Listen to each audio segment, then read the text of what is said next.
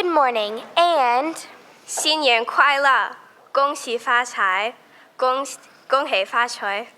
my name is Emily Jones and this is Kennedy Kopke. We will be your MCs for this morning's assembly.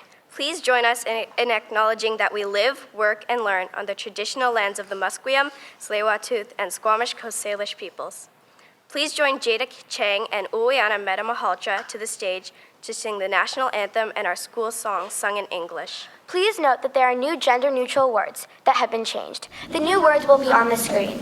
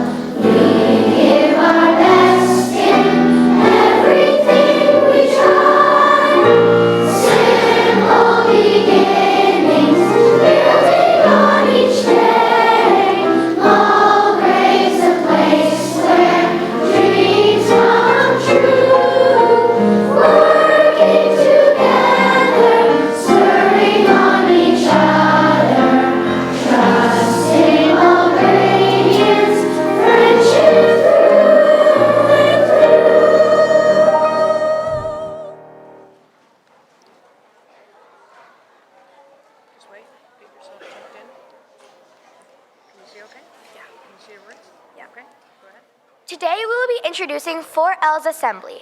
They have been learning and inquiring a lot about Canada's past, in specific with First Nations background and their experiences. They will be sharing stories about the First Nations, reflecting on the reconciliation between First Nations and the Government of Canada, and presenting what a peaceful Canada means to them. Please welcome 4L to the stage for their assembly.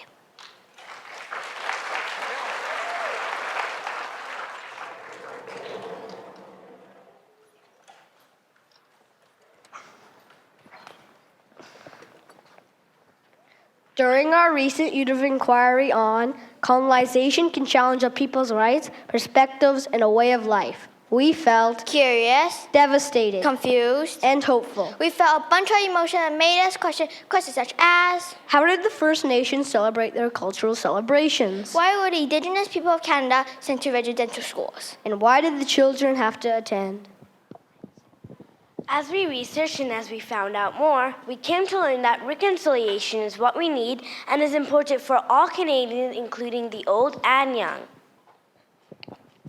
To us, reconciliation means restoring a friendship that was once broken or severed. We think reconciliation is important to our country's well-being because if we can't reconcile with each other, Canada's people might fall into a conflict. One issue that bothers me is how Aboriginal people are still often treated. Even 22 years after the last set of kids went to residential school is in 1996. Our goal in the future is to help people understand that we are all the same and share many similarities regardless of our culture. We hope that in the future, Canada's people in Parliament will continue to grow their friendships and relations with First Nations peoples. Our Imagine a Canada project opened us to think of creative ways to imagine a Canada that is safe, peaceful, and culturally diverse through the lens of reconciliation. We are excited to share these with you today.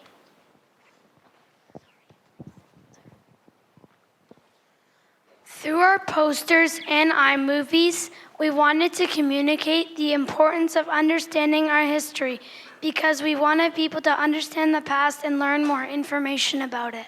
Our projects do this by teaching people information about residential schools and what it was like to be placed in one of them. I chose to create a poster because it shows a lot of information and includes photos and images to help people visualize what a residential school looked like. This project is important to me because I have all that knowledge about residential schools that I can share with everyone. My poster explains about what it was like and what the daily student schedules were, such as boys completing farm work and girls who did laundry. I want to communicate what's happened to the First Nations children who attend residential schools because I am a child myself. My iMovie shows the sad experiences the First Nations children had, by law, and the Indian Act, being forced to attend schools. Their culture torn down by laws that prohibit them to celebrate potlatches and dances, and the very poor treatment they had during their years in residential school. Through my poster, I want to communicate about residential schools because I think it's important to know about the pain we've caused to First Nations people. We made them separate from their families at home and siblings at school. We also made them forget about their important culture. Through my movie, I want to share about residential schools because I want people to know how residential schools affected First Nation communities in the past. It was also sad to find out that some children died at residential school and many did not get to see their families. Jaden and I want to communicate how bad it's been through an iMovie because we did not like the idea of residential schools since it turned so harsh.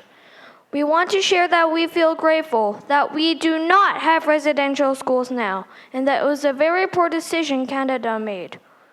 We learned that it is important for all Canadians to know about our history so that we do not repeat the same mistakes.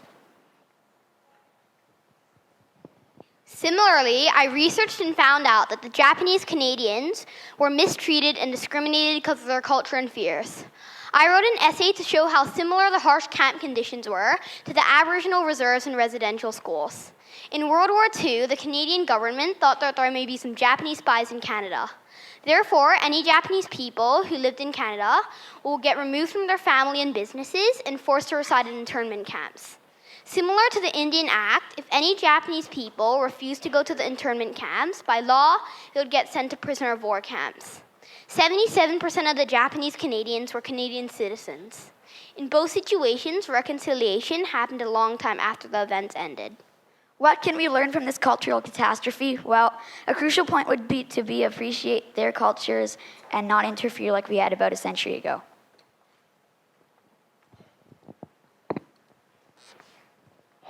Through fiction books, diary entries, and letters that we wrote, just as the First Nations, Inuit, and Métis cultures use oral teachings to teach generations, we decided to use storytelling as a way to communicate our messages.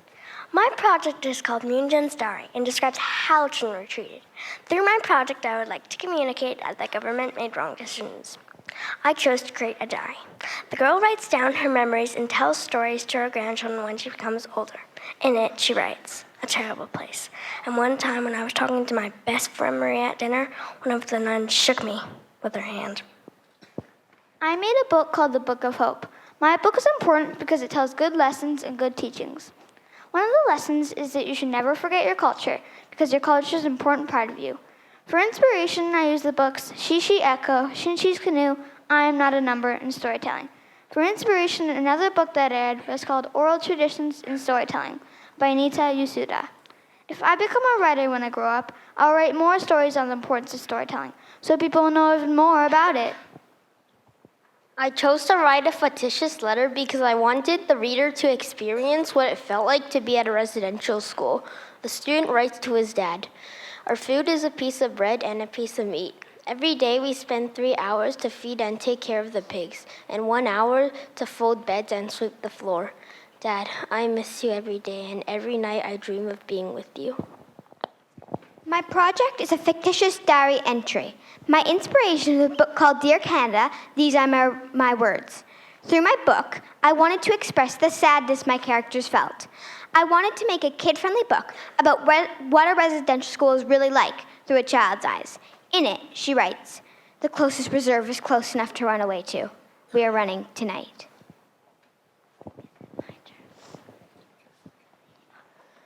Through visual arts, our groups took inspiration from First Nations artists and symbolists to create our own interpretation of Imagine a Canada.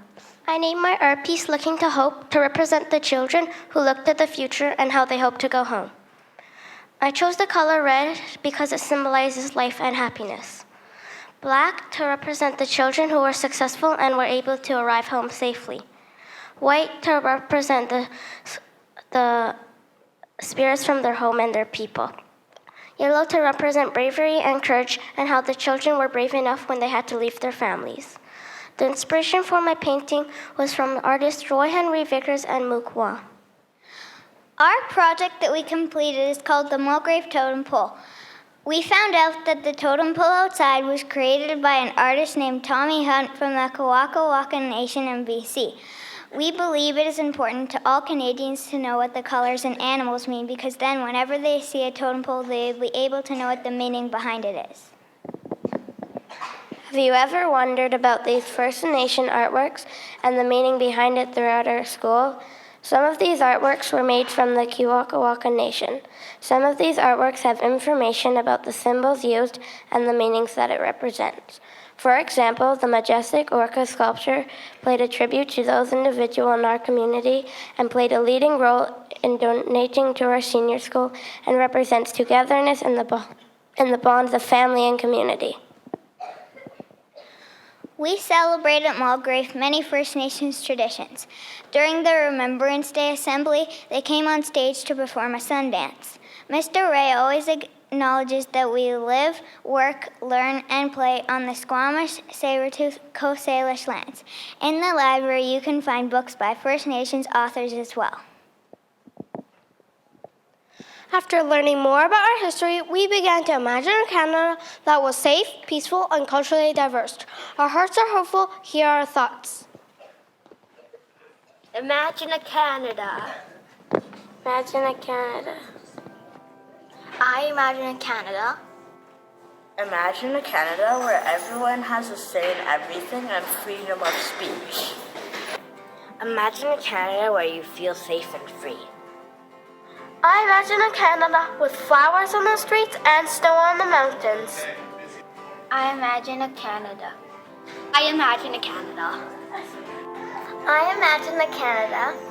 I imagine a Canada where everyone was treated with respect and everyone made peace. I imagine a Canada to be calm, peaceful, hopeful, caring, and warm. I imagine a Canada that is sunny and you can see birds chirping and water flowing down a stream. I imagine a Canada. I imagine a Canada. Imagine a Canada. Imagine a Canada be as peaceful as a calm lake. Imagine a Canada with people saying welcome to anyone new and different cultures. I imagine a Canada with a cool breeze and a warm fire. I imagine a Canada where people can be who they want to be. I imagine a Canada. I imagine a Canada.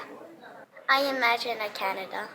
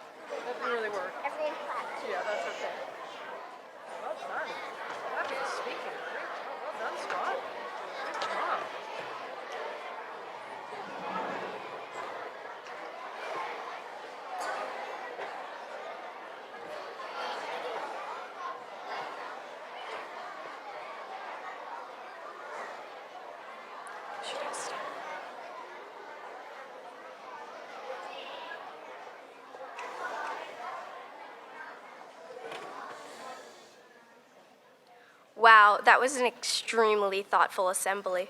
I learned so much about First Nation history and their experiences. The grade 4 students presented an inquisitive perspective and put so much into their thoughts and views. Amazing job, 4L. Please welcome Omar Jamal to present a piece of his artwork.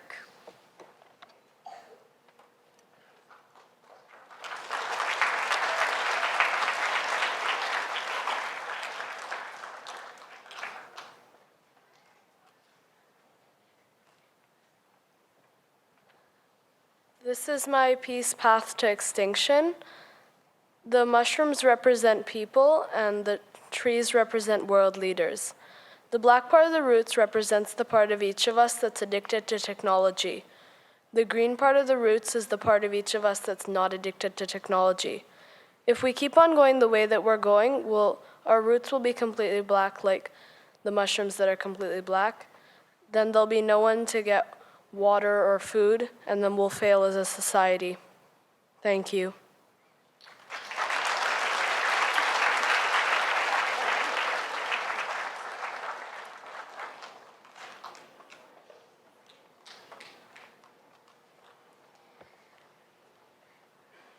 Please welcome Gabe Gonzalez and Chai Ramdani to the stage to speak about the Winter Olympics.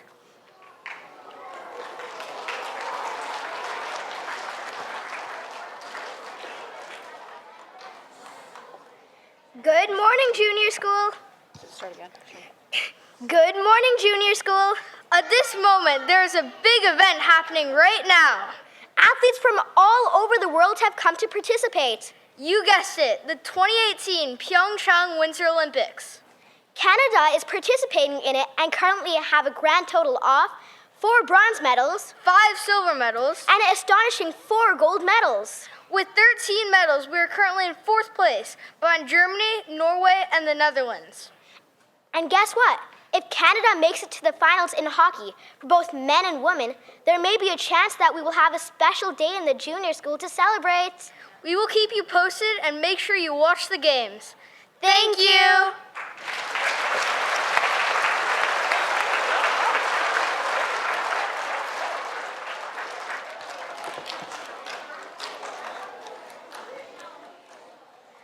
Please welcome Mr. Morrow to the stage to...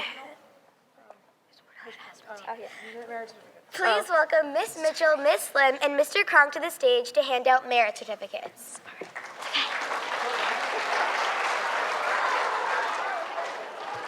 We can't do house points before the merit certificates. That would just not be right. Thank you to 4L for your assembly. I'm inspired by the work that you've been doing about reconciliation and the First Nations peoples' principles of knowing. Sharing our stories is part of the Indigenous people, and it's important that we learn and do share about the stories of their culture because they are so important to our culture as Canadians. Reconciliation means reunion, mending, restoration, friendly relations, fence mending, and bridge building. And I think the work that you've done in your class has made us all think about the importance of making that reconciliation alive in all of our classrooms. All the teachers are starting to talk about it more and more, and I commend you for the work you did. And 4L, you did a fantastic job. Well done. Great job. Thank you. And parents, if you're interested, there is a fabulous book called Indian Horse by Richard Wagamese, and if you haven't read it, you should, because it will give you some insights into the culture of schools in Canada and what they had to deal with. It's an excellent book. This week's merit certificates.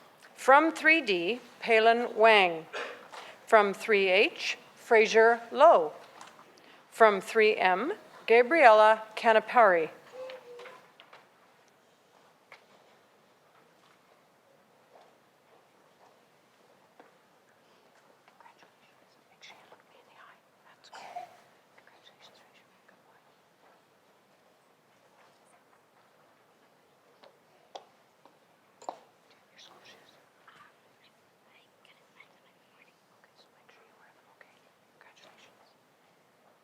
From 2F, Chi Yi Lee. From 2GD, Julia Zhu. From 2PD, Chloe Fataguso.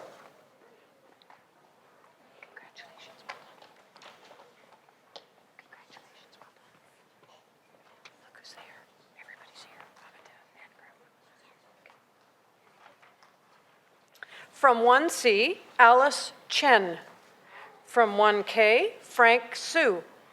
From 1S, Milana Bayman.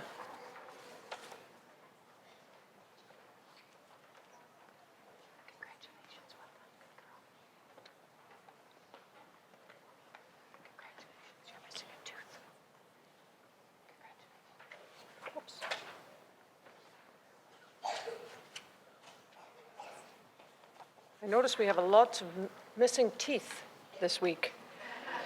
From KJ, Zachary Wang.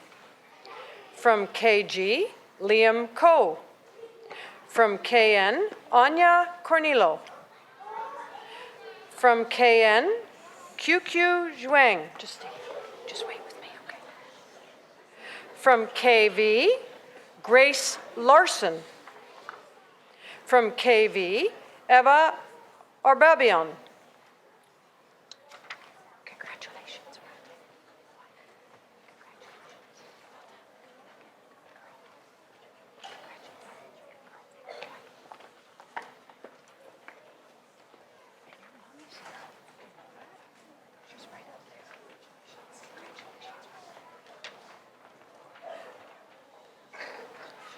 From 4B, Amy Wren. From 4L, Sydney Martin. From 4L, Lachlan Jones. From 4S, Madeline McLeod.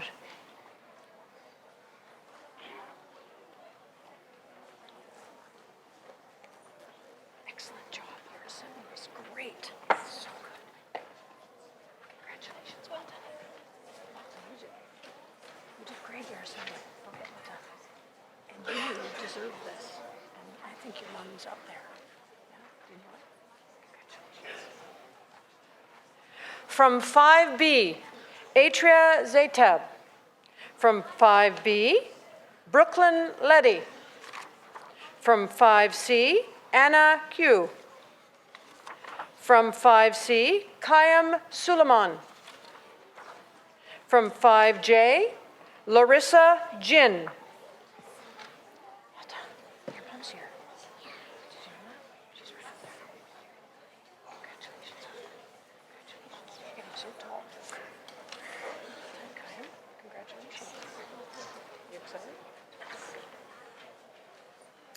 From 6R, Nika Bonyad. From 6RJ, Navik Desai. From 6RJ, Ben Diamond. From 6Y, Eva Roos.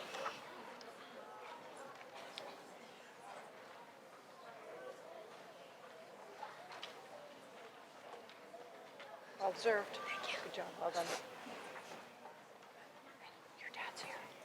Check it out. Look. Congratulations, Ben. Well done. Congratulations to all this week's winners. Well done and good job.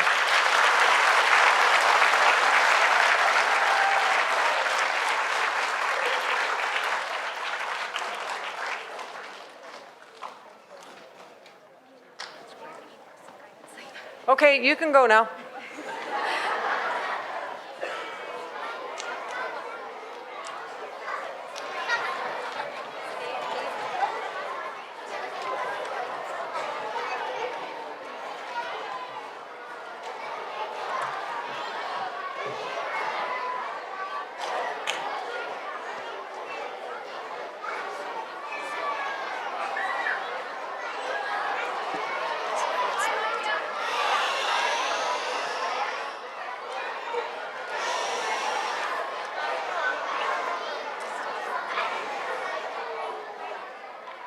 Okay, go ahead. Go ahead. Please welcome Mr. Morrow to the stage to hand out house points.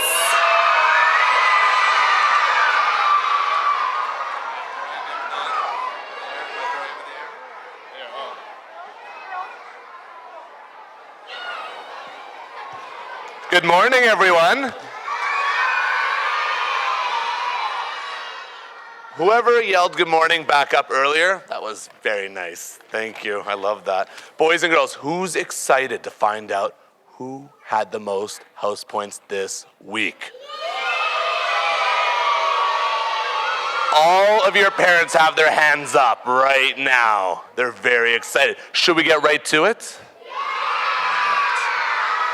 Well, in fourth place with a whopping 1,205 is Smith. Golf clap, everyone, golf clap. There you go, the golf clap. There you go. All right, in third place with 1,382 points. Get your golf clap ready, everyone. Like this, like a little teapot. With 1,382 points is Luther King.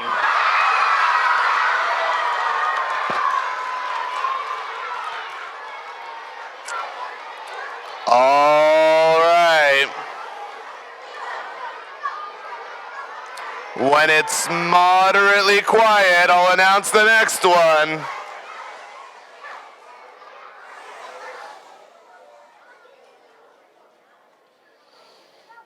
In second place with 1,515 points, only 45 points away from the first place team, mind you. So very, very close on this week. In second place is Curie.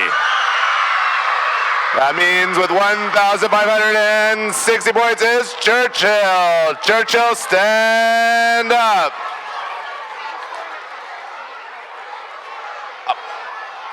All right, Churchill, up, up, up. Parents, feel free to sing too. I know you know all the words.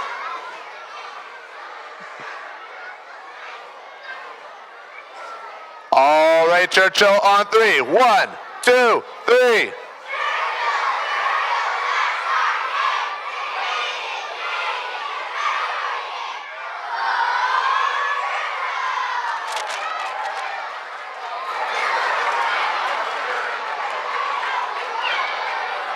Thank you very much.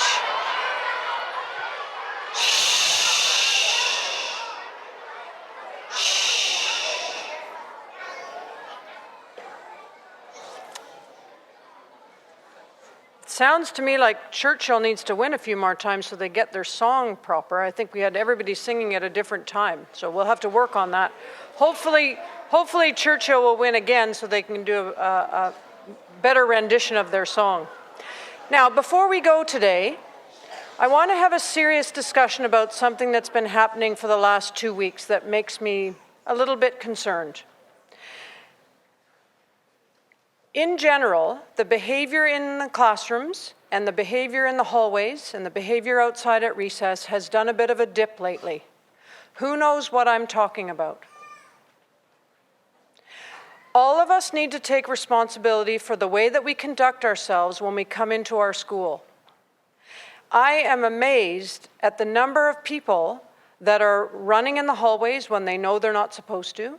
And now, because we're going in and out of the same door with the K to 6, all out the same entrance and exit, it becomes very congested in the hallways, which means that our older students need to do a much better job of being role models for our little ones. And I would like all of us to take responsibility for improving this, because in the last 2 weeks, I am taking out most of my time after recess and before school to deal with students that are not following the rules. So I hope that some of you will all of you will take responsibility for this and do a much better job. I also, every single day, go down the hallway and pick up garbage. And every day I have lots and lots of garbage that I put in the recycling bin. And I notice a lot of students walking right over those pieces of garbage and not picking it up. I would ask that all of us take responsibility for when we see garbage, that we pick it up and put it in the trash can or the recycling bin. I think we need to do a better job of being kind to each other at recess times. Some of us are having continual problems on the playground. continual arguments, continual battles, continual tears, all those things are happening at recess time, and we need to do a better job of making sure that we're being kind to each other. Ms. Karam and Ms. Bruff are concerned about the library behavior. It can be more respectful. It can be more quiet. It's not a place where we go to play. It's a place where we go to learn. And so I would ask that you acknowledge that and be respectful of that. The last thing is the cafeteria. Yesterday, Mr. Ray sent me a photo of the cafeteria after we left after lunch yesterday. I was so disappointed. I went down and I cleaned up all the garbage that was all over the cafeteria. There were 7 trays of garbage.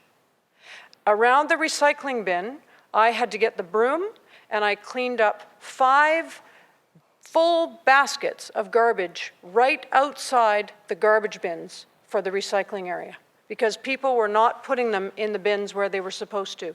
And they didn't get it in the bin, it fell on the floor, and they just left it there. Or they spilled their drink and they just left the spilled drink on the floor. So I took my responsibility and I cleaned it up for everybody. I've asked our grade 6 leadership team to help out more consistently with that area, and they have volunteered to come and help us. But I think all of us need to take more responsibility for making sure that we're taking care of this school in a most respectful way. This morning we have an open house where we have close to 250 families coming to see our school in action. I hope that they will see the goodness that we have and all the great things about our school, and I hope they're not distracted by your behavior and the garbage that we see in the hallways. I want to thank those of you who are responsible and who do take pride in our school and make sure that it's your responsibility to make sure that it's all like that, because the majority of you are doing that, and I'm very thankful to those people who follow the rules and make sure that we keep our school clean. I want to wish everyone a very happy weekend. I know the Olympics are in full swing, and I watched the snowboard cross last night. I don't know if you saw it, but it is so exciting. 6 people, they jump off this ramp, and then it's fastest down the mountain. Whoever gets there first wins. And some people fall down, and some people knock into each other and crash, but the last one standing that's first over the line wins. And I tell you, last night it was so exciting, and it's on again tonight. So I'm hooked, and I can't wait. So make sure you get an idea of what's happening in the Olympics. If you haven't, we have some grade 6 leadership kids that are really excited about the Olympics.